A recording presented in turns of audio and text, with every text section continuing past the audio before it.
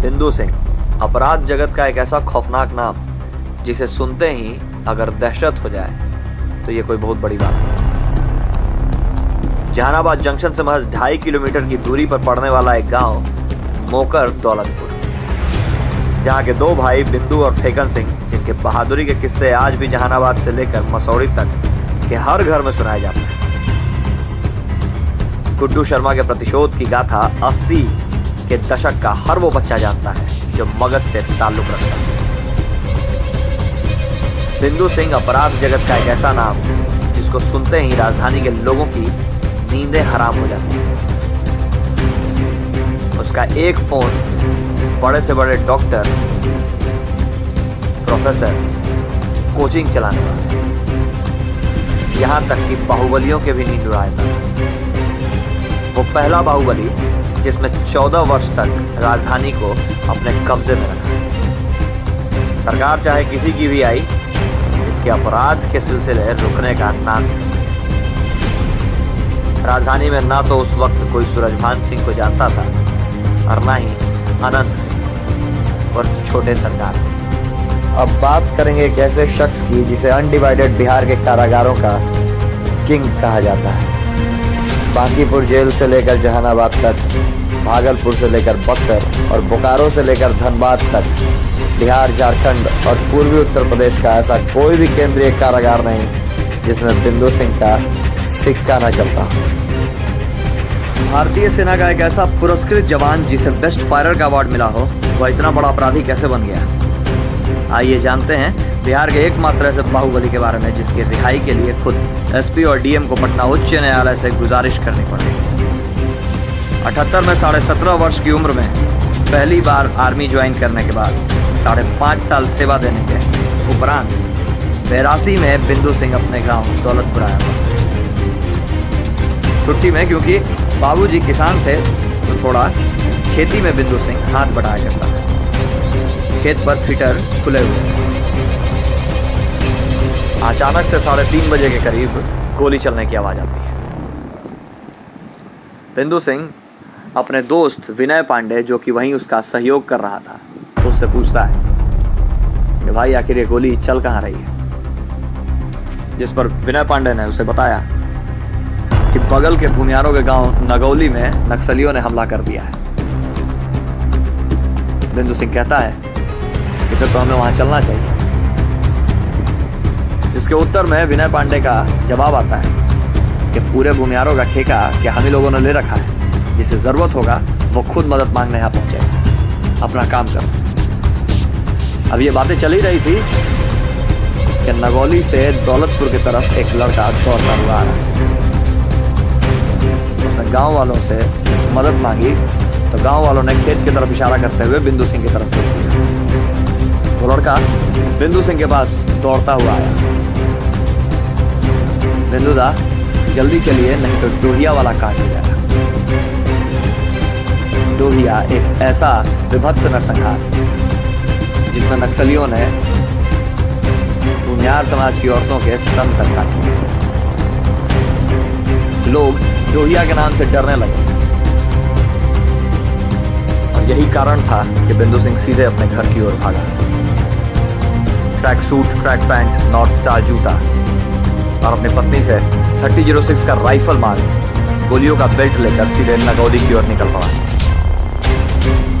रास्ते में एक बच्चे ने आवाज दी कि बिंदु दा रुकिए, फेकन दा भी साथ जाएंगे। बिंदु सिंह ने जवाब दिया, इतने देर से क्या कर रहे थे? जब गांव की इज्जत लूटी जाएगी तो जाकर क्या करेंगे? असल में फेकन सिंह गांव के सबसे बड़े आदमी श्रीनाथ सिंह के यहाँ गए थे हथियार मांगने। उनके पास 3006 का राइफल, एक इंग्लिश बंदूक और स्मिथ का रिवॉल्वर था,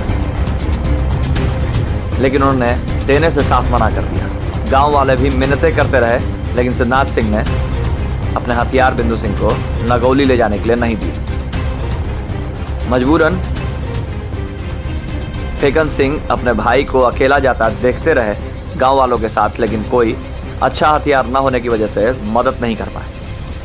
बिंदु सिंह जब नगौली पहुंचा, नक्सलियों की नज़र पहले ही उस पर पड़ चुकी थी। एक नाद पर पोजीशन लेकर मात्र 50 राउंड गोलियों से 3.5 घंटे तक नक्सलियों का सामना करता रहा।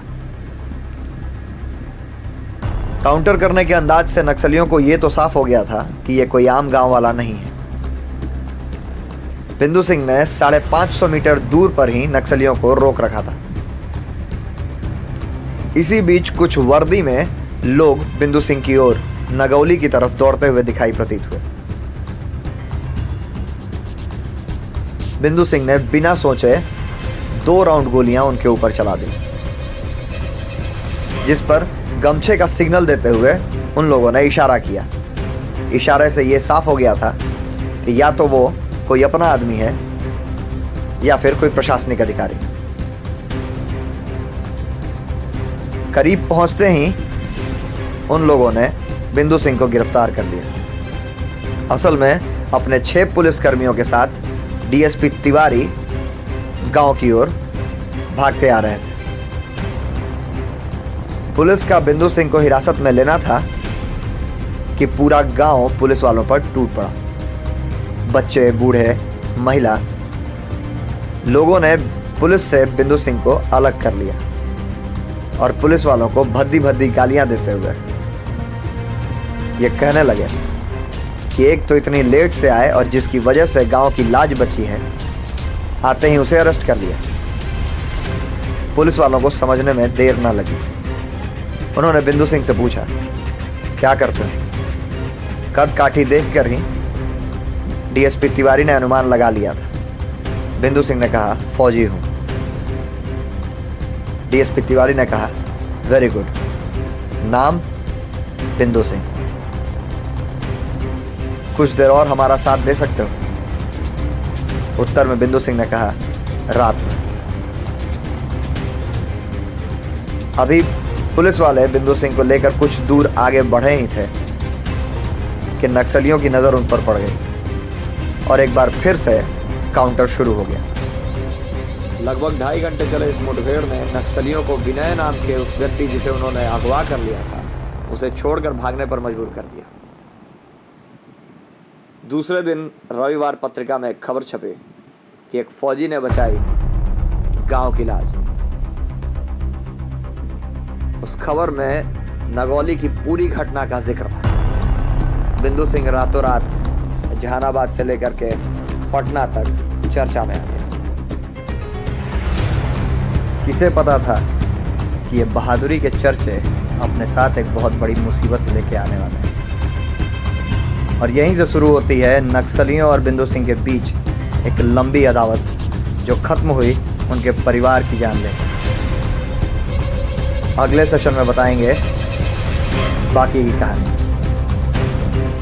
नमस्कार। किसे पता था कि ये बहादुरी के चर्चे अपने साथ एक बहुत बड़ी मुसीबत लेके आने वाले हैं। और यहीं से शुरू होती है नक्सलियों और बिंदु सिंह के बीच एक लंबी अदावत, जो खत्म हुई उनके परिवार की जान लेकर। अगले सेशन में बताएंगे बाकी की कहानी। नमस्कार।